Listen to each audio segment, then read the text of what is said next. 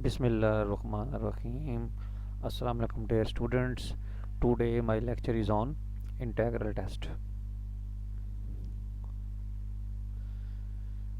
The integral test. Suppose f is continuous positive decreasing function on an interval 1 to infinity. यानी कोई भी आपके पास function है f जो कंटिन्यूस है, पॉजिटिव है, किसी भी इंटरवल के अंदर जो डिफाइन है उन्होंने दिया हुआ है 1 to इन्फिनिटी, और डिक्रीजिंग है। डिक्रीजिंग मीन कि जैसे जैसे हम वैल्यूज़ फंक्शंस में एक्स की वैल्यूज़ पुट करेंगे, यानी 1 से पॉजिटिव इनफाइनाइट की तरफ, तो आपके पास फंक्शन की जो वैल्यूज़ है वो डिक्रीज़ होना शुरू हो जाएंगी। तो इसका मतलब है फंक्शन डिक्रीजिंग होगा।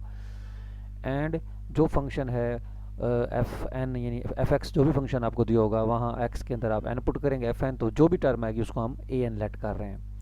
तो देन दिस सीरीज़ जो होगी आपके पास summation n is equal to 1 to infinite a n, यानी ये जो सीरीज़ बनेगी इन्फानाइट सीरीज़, ये कन्वर्जेंट तब होगी if and only if the improper integral 1 to infinite is convergent.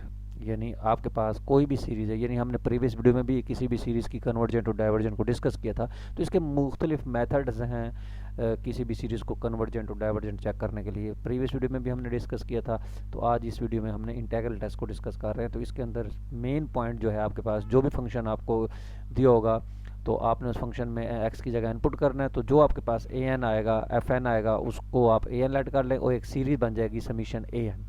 तो ये सीरीज़ जो है ये तब कन्वर्ज करेगी अगर आपके पास जो फंक्शन आपको दिया हुआ है उस फंक्शन की इस इंटरवल में 1 टू इन्फिनिटी में इसकी इंटीग्रेशन लें, यानी इम्प्रॉपर इंटीग्रल है, अगर ये कन्वर्ज कर जाए, यानी अगर इंटीग्रेशन कन्वर्ज कर जाए, यानी इम्प्रॉपर इंटीग्रल कन्वर्ज कर जाए, तो आपके पास जो सीरीज़ है वो भी कन्वर्ज करेगी। और अगर ये इम्प्रॉपर इंटीग्रल जो है वो डाइवर्ज कर जाए तो ये सीरीज़ जो है वो भी डाइवर्ज करेगी। अब इंटीग्रल कैसे कन्वर्ज करता है ये हमने प्रीवियस वीडियोस में डिस्कस किया था कि किसी भी प्रॉपर इम्प्रॉपर इंटीग्रल जो है इसको कन्वर्जेंट और डाइवर्जेंट कैसे देखा जाता है। तो हम जैसे इसको इंटीग्रेट करके और इसको इस पर फंडामेंटल थ्योरम लगाकर उसकी प्रॉपर्टीज़ इम्प्रॉपर की अप्लाई करके इसकी वैल्यू कैलकुलेट करते हैं, इवेल्यूएट करते हैं। अगर आंसर फाइनाइट आ जाता है इस इंटीग्रेशन का, तो इसका मतलब है ये इंटीग्रल जो है कन्वर्जेंट है। और अगर इसका आंसर इंटीग्रल का जो है मतलब इनफाइनाइट आ जाता है, तो आपके पास वो इंटीग्रल जो है वो डाइवर्जेंट हो जाता है। तो इसमें यही लिखा है कि अगर आपके पास ये इंटीग्रल जो है अगर कन्वर्जेंट है, यानी इसका आंसर कोई फाइनाइट आ जाए, तो देन हम कहेंगे कि ये जो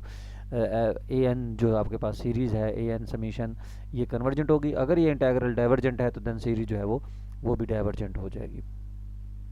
तो इसकी एग्जांपल देखते हैं। जैसे आपके पास ये दिया हुआ है, वो कह रहा है test the series for convergent और डाइवर्जेंट। अब मेन पॉइंट इसमें आपने ये याद रखना है कि आपके पास कोई भी सीरीज़ दी हुई है, ये ज़रूरी नहीं है कि आप किस मेथड से उसको चेक कर रहे हैं कि वो कन्वर्ज कर रहा है या डाइवर्जेंट कर रहा है। यानी वो ज्योमेट्रिक सीरीज़ भी बन सकती है, उस पर आप उसके रिजल्ट्स भी लगा सकते हैं, जो हमने प्रीवियस वीडियोज़ में डिस्कस किए थे कि अगर कन्वर्जेंट है तो उसकी लिमिट ज़ीरो होगी, और अगर डाइवर्जेंट है तो वो हमारे पास उसकी लिमिट जो है वो ज़ीरो नहीं होगी, ज़ीरो के अलावा कोई और नंबर कैलकुलेट होगा या इनफाइनाइट होगा। तो यानी वो रूल, और भी रूल हैं इसमें।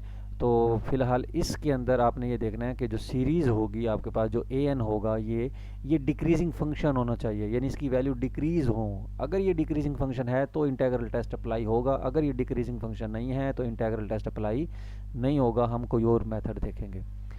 तो द फंक्शन आपको दिया हुआ 1 ओवर ए एन दिया हुआ 1 ओवर एन स्क्वायर प्लस 1, तो जहाँ जहाँ एन है वहाँ एक्स लगा दें तो फंक्शन आपका बन जाएगा 1 ओवर एक्स स्क्वायर प्लस 1। तो देखें ये 1 टू इन्फिनिटी आपका जो है इंटरवल है, आप इसमें देखें 1 पुट करें तो 1 ओवर 2 आ रहा है, 3 पुट करें 1 ओवर 10 आ रहा है। इसी तरह देखें डिनोमिनेटर के अंदर वैल्यूज़ इंक्रीज़ हो रही हैं तो फ्रैक्शन छोटी होती जाएगी। इट मीन्स कि फंक्शन जो है कंटिन्यूस तो है लेकिन डिक्रीजिंग भी है इस इंटरवल में। तो इसका मतलब है हम इंटीग्रल टेस्ट को यूज़ करेंगे।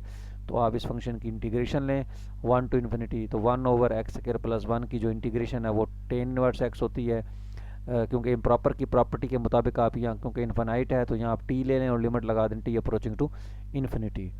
तो यहाँ tan inverse t minus tan inverse 1 हो जाएगा। तो टेन इनवर्स 1 जो है वो पाई बाई 4 होता है, तो ये बनेगा ten inverse t minus tan inverse 1 यानी पाई बाई 4। तो जब टी इन्फिनिटी पुट करूँगा तो ये 90 आ जाएगा, यानी 90 पाई बाई 2।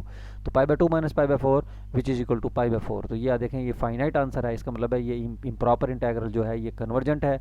तो ये हम कह सकते हैं कि जो ये सीरीज़ है ये भी कन्वर्जेंट है बाय यूजिंग इंटीग्रल टेस्ट। तो इसी तरीके से आप देखें नेक्स्ट ये एक एग्जांपल है हमारे पास। इस एग्जांपल में भी आपने वो कहता है फॉर व्हाट वैल्यू पी, आपने पी की वैल्यू बतानी है कि जो ये सीरीज़ है 1/n⁻p कन्वर्जेंट, यानी पी की किस वैल्यू के लिए ये सीरीज़ जो है ये कन्वर्ज करती है और पी की किस वैल्यू के लिए जो है ये वो डाइवर्जन करती है, ये हम इसको इसमें डिस्कस करते हैं। तो अगर p लेस देन ज़ीरो हो जाए, तो ये देखें p लेस देन ज़ीरो का मतलब है कि अगर p नेगेटिव हो जाए, तो ये p नेगेटिव का मतलब है कि -1 -2 -3 हो जाए, तो देखें ये n की पावर जो जो भी नंबर होगा वो ऊपर जाके पॉजिटिव हो जाएगा। यानी अगर फ़र्ज़ के n -1 है तो ऊपर जाके n हो जाएगा, तो summation n square summation n3, यानी इस टाइप की जो है वो सीरीज़ बनेगी।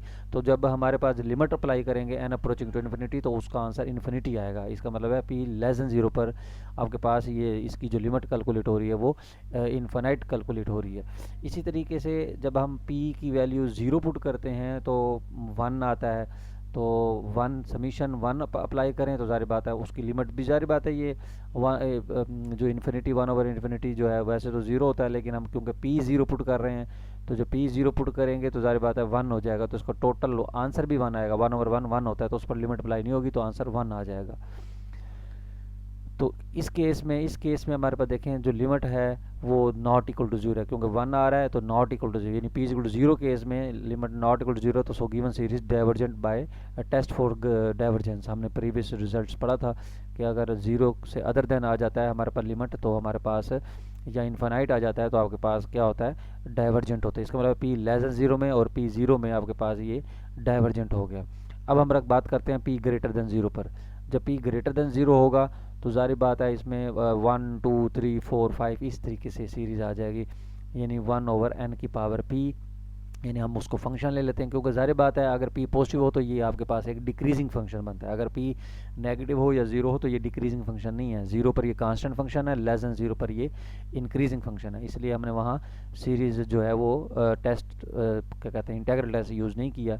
जब p ग्रेटर देन ज़ीरो होगा तो ये फंक्शन जो है वो डिक्रीजिंग बनेगा, तो जब डिक्रीजिंग बनेगा तो हम ज़ाहिर बात है इसमें इंटीग्रल टेस्ट लगाएंगे, तो 1 to इन्फिनिटी 1/x⁻p dx। तो जब आप इसको इंटीग्रेट करेंगे तो ज़ाहिर बात है यहाँ से x⁻p है ना, तो x⁻1 -p और 1 -p आ जाएगा। तो सॉल्व करने के बाद जो है इसका आंसर जो है वो कोई ना कोई फाइनाइट आएगा जब p 1 से बड़ा होगा। तो इसलिए हम डायरेक्ट यहाँ लिख देंगे कि ये कन्वर्जेंट है। आप सिंपल इंटीग्रेशन है, आप इसको इंटीग्रेट कर लें, सिंपल सी इंटीग्रेशन है, तो इंटीग्रेशन के बाद आपका कोई ना कोई फाइनाइट आंसर आएगा, तो हम कह सकते हैं कि ये फंक्शन जो है ये सीरीज जो है ये कन्वर्जेंट हो जाएगी और less than or equal to 1 पर क्या हो जाएगी, डाइवर्जेंट होगी। तो ये रिजल्ट्स याद रखने हैं आपने। इसी तरीके से 0 और 1 के बिटवीन आपके पास जो है वो डाइवर्जेंट है, और p ग्रेटर देन 1 पर जो है ये सीरीज जो है वो कन्वर्जेंट हो गई है। और फॉर p इक्वल 1 के लिए सीरीज जो है हार्मोनिक सीरीज है, ये प्रीवियस वीडियो में हमने डिस्कस किया था। तो 1/n समीशन जो होती है सीरीज़ वो हार्मोनिक सीरीज़ होती है, ये हम प्रीवियस वीडियो में डिस्कस कर चुके हैं। तो इससे हम इस तरह की सीरीज़ को हम कहते हैं p सीरीज़। तो दी p series summation 1/n⁻p is convergent if p greater 1 and divergent p less 1। तो ये रिजल्ट आप याद रख लें कि p जब 1 से छोटा होगा या 1 होगा डाइवर्ज करेगा, 1 से बड़ा होगा तो कन्वर्ज करेगा। तो हम ये डायरेक्ट रिजल्ट्स भी यूज़ कर सकते हैं। तो जैसे देखें यहाँ दिया हुआ 1/n⁻3, तो यहाँ से पता लग रहा है कि 3 जो है वो 1 से बड़ा है, तो हम p सीरीज़ के मुताबिक जो है वो हम डायरेक्ट कह सकते हैं कि ये कन्वर्जेंट है। इसी तरीके से 1/n⁻1/3 देखें, 1/3 जो है ये 1 से छोटा है, 1 से छोटा है, तो हम उस सीरीज से हम कह सकते हैं कि ये हमारे पास सीरीज जो है वो डाइवर्जेंट है। तो आप इसको मतलब p सीरीज से हम डायरेक्ट आप बता सकते हैं।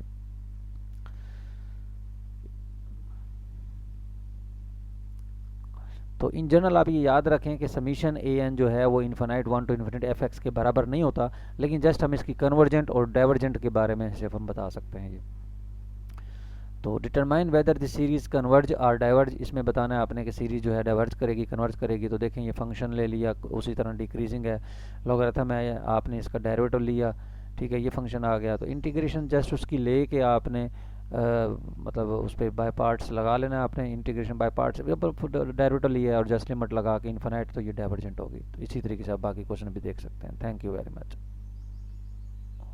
तो ये सिर्फ इस चेक किया हुआ है फंक्शन डेरिवेटिव लेके, इसलिए चेक किया ताकि पता लग जाए डिक्रीजिंग है या इंक्रीजिंग है। तो डेरिवेटिव लेस देन 0 आ रहा है इसलिए डिक्रीजिंग है, तो इसलिए उन्होंने इंटीग्रल टेस्ट यूज़ किया। Thank you very